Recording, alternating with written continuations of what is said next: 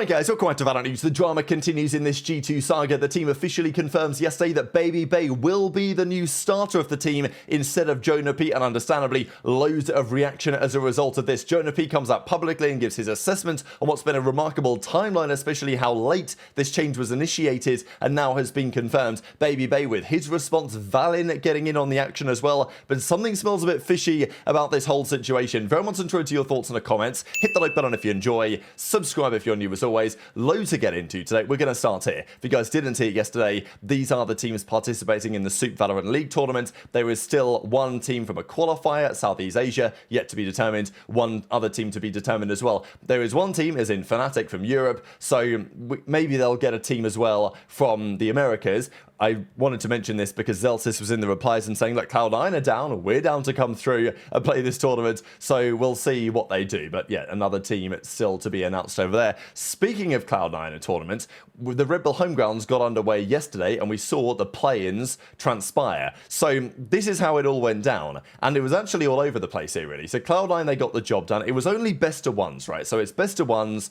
The notable thing here really was Envy, right? So Envy with their full team, BabyBay was back, Inspire. He turned up against BXL Zoo, run veto for this map on what we're on the binds, got absolutely bodied 3-17, and they lost 13-8. So yeah, that wasn't really ideal. And then because they'd lost 13-8, all of a sudden map count was a bit of a problem. And yes, they did eventually beat Eintracht Frankfurt. They beat them 15-13. It's actually very interesting seeing them play a German team here, because definitely the style of this roster is not the style that Envy are used to playing against, right? So I think there's definitely, you know, some work for them to do. And is it the most serious tournament ever? Okay, no, it is a serious tournament, but when you're playing best of one play-ins, you know, it is what it is. But they did beat them, but because of the respective map counts or round counts, they were 23 and 26. That wasn't enough. So Frankfurt actually made it through anyway, and Envy bombed out of the tournament. In the other groups, Qubit made it through, Cloud9 made it through, Clan and LAN made it through as well, and but they didn't advance any further. So Cloud9 then took them down. So basically, once you got to the 4, then it was narrowed down to the 2. Cloud9 got the victory here, a 13-11 on the Sunset. Wasn't exactly clean, but they did get over the line. And then Qubit eventually took down Frankfurt as well, Eintracht Frankfurt, and that was a 13-5 with their roster. So yeah, pretty good showing from a number of these different teams. Those are the play-in knockouts, and that means that the main event now looks like this. So Envy didn't make it. Pretty interesting. I do wonder whether Envy could do with, you know, somebody to help teach them the ropes of being in the Pro League, maybe a, you know, like a professor type character, something to keep in mind. But these are the upper quarterfinals. So today, NRG Qubit Academy, T1 Sentinels, Fnatic Cloud9, and G2 Zeta Division. So banging tournament. I'm looking forward to seeing the conclusion of this over the next couple of days. But of course, with G2 playing in this, they had to confirm a roster, right? Now, we were pretty sure BabyBay was going to play in this tournament, right? Because he played for them when Leaf was out. Then we know that when JonahP was not scrimming with them, they were scrimming with, at least they were trialing at BabyBay. And I thought, okay, makes sense. Bring BabyBay back for the Red Bull Homegrounds, and then maybe after that, sign the actual fifth. Now, not to say BabyBay is a bad player, right? But I think if you're going to replace JonahP, people would have expected with some more firepower, something to that regard. That's not what has happened here, and maybe that's going to work, and maybe it's not. So we'll get into that in the coming minutes. Cloud9 are pretty happy. They went 3-0 on the day. They made it through the play-ins. We'll see where they go from here. As I say, they play Fnatic. Not going to be an easy game. This is when they did get over the line and officially qualified through. So maybe Cloud9 are finally turning it around, but we know what happened at the Sen City Classic not too long ago. The other update is on Liquid. So reportedly Purpo, who was on Giant X for some time, is going to join Team Liquid. Now, this is quite the roster if this is actually their team, because, I mean, look, if it becomes a duelist meta, they are set, right? But they've got Nats, Mini Boot, Purpo, Camo, and Wayne. That's reportedly the team of 5. Actually, very, very interesting team. I kind of like the direction they're going in here. I like quite a few of the rosters that are being formed, but as we know, some of them will crash and burn, some of them will work out pretty well. The team that we know the least about right now is probably Pacific Esports, because there was BBL Pacific, but they just nabbed their whole roster. So Pacific now need a new team. Apparently, Leader is going to be their head coach, and Magnum is going to start up their roster.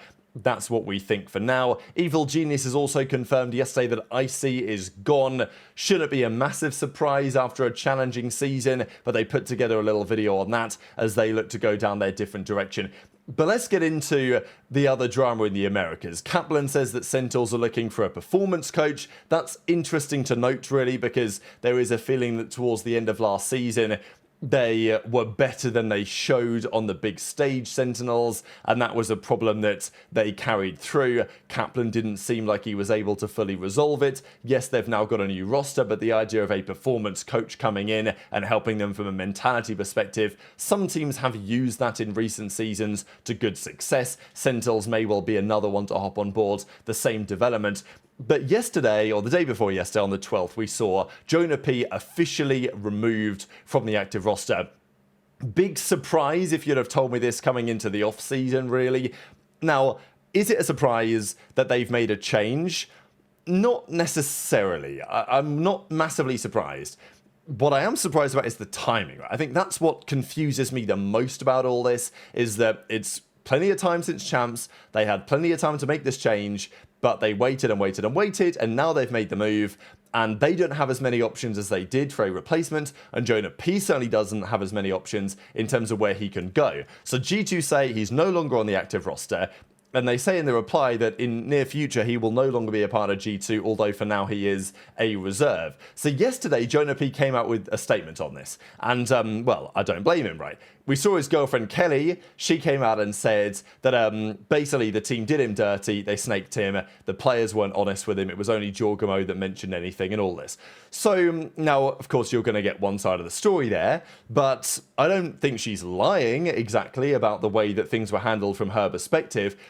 I guess the question is there any reason why things were handled in that way? That's what confuses me about this whole situation, is just the way that this has been done and the timing of it. I'm not sure if it all fully adds up, but JonahP says, "Hey everyone, I wish this announcement also came with news of me joining a team, excited to get to see you all at VCT, but unfortunately, the process and timeline that was prioritized didn't put me in the best position for that," which is, you know, it's kind of a, let's say, nice political way to say it, but he is kind of roasting G2, right? It's like, well, they kind of dropped me benched me technically, but at an inopportune time. So he's like, yeah, well, the process and timeline that was prioritized, not by me, prioritized by G2, didn't put me in the best position for that, which I will go into more at a better time for me. So what I'm hoping here is that when JonahP does sign with a new team, then he just lays it all out on the table. But he then, of course, he's got to advertise himself, right? And fair enough, I ended this year as a top 10 rated player globally on 3 agents, led in assists both aggregately and internationals only. I excel at and prioritize executing my function within the team system, play any agent, any way, any map that my coach or teammates need, pride myself on not only my pool and versatility and flexibility, but also my secondary IGLing and strategy protocol crafting. Of course, reading all this, you'd think, well, why the hell did they drop the guy, right? They've been ups and downs, but for the entirety of my career, I've improved year over year, continued to play at the highest level against the best in the world, which is enough evidence for me to be confident that I haven't hit my ceiling yet. I know teams have now completed their rosters in time for these off-season events, but I'm available for offers while still under contract with G2 with no buyout. This is actually extremely notable, that because he's under contract still, he's written on the database as being under contract as a reserve, but G2, either because his contract is done or because they're simply being kind about it, are allowing him to go with no buyout. So this is interesting because on the one hand, it looks like G2 have kind of screwed him over, right? Because they've dropped him, benched him so late that now he's got no good opportunities. But on the other hand, it looks like G2 might be like, okay, well, look, we will let you go for free to whatever organization to kind of try to make it fair. That is at least my read on it. So it's pretty remarkable that he might be teamless. I mean, I doubt that. I'm sure that he's going to find a team somewhere, but obviously it's not exactly ideal timing.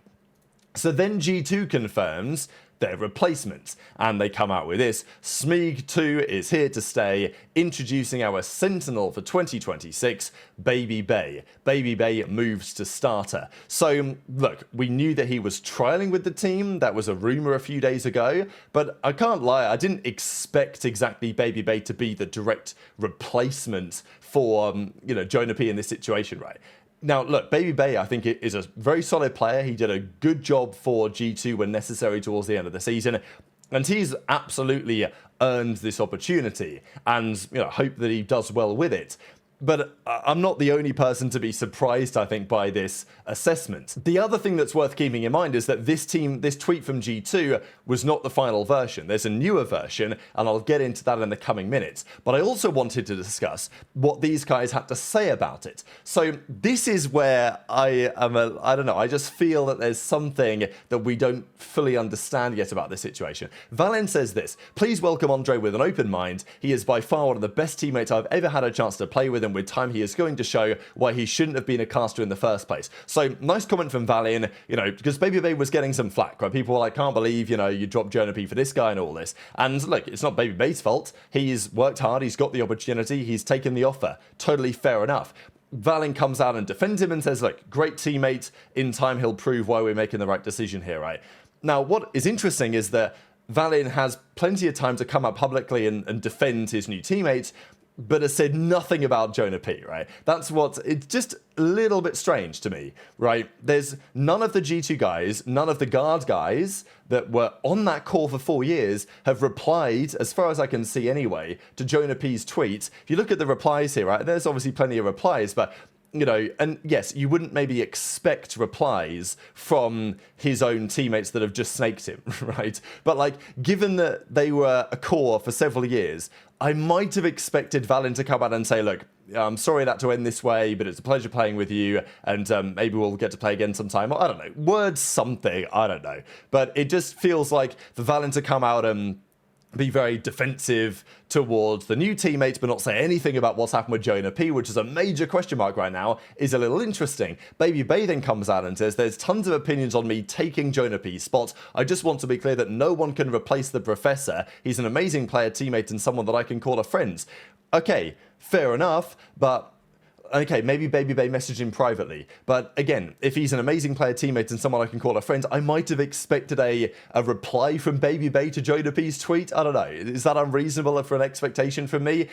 It's just a little strange, this, to me. I hope everyone can support both of us instead of trying to pit us against one another. That being said, I'm going to give it everything I can, full throttle forward, and fair play. BabyBay has worked hard, he's got the opportunity, he wanted to come back from being a caster, he stepped into this role, did a great job with G2, they thought last season, trialled with him recently, it was going well, they've put him in the team, fair enough. But this whole idea that, oh, well, nobody can replace the professor, and also, this tweet now strikes me as very odd. I mentioned this the other day, when the initial rumour was breaking that BabyBay was currently trialling with other names and JonahP was going to go, BabyBay did this tweet, a picture of himself and JonahP and the coach, and they were just walking alongside each other, and then he replied and said, at JonahP, what's going on? Now, when you see a tweet like this, it implies that what's being said here is probably not true, right? Because,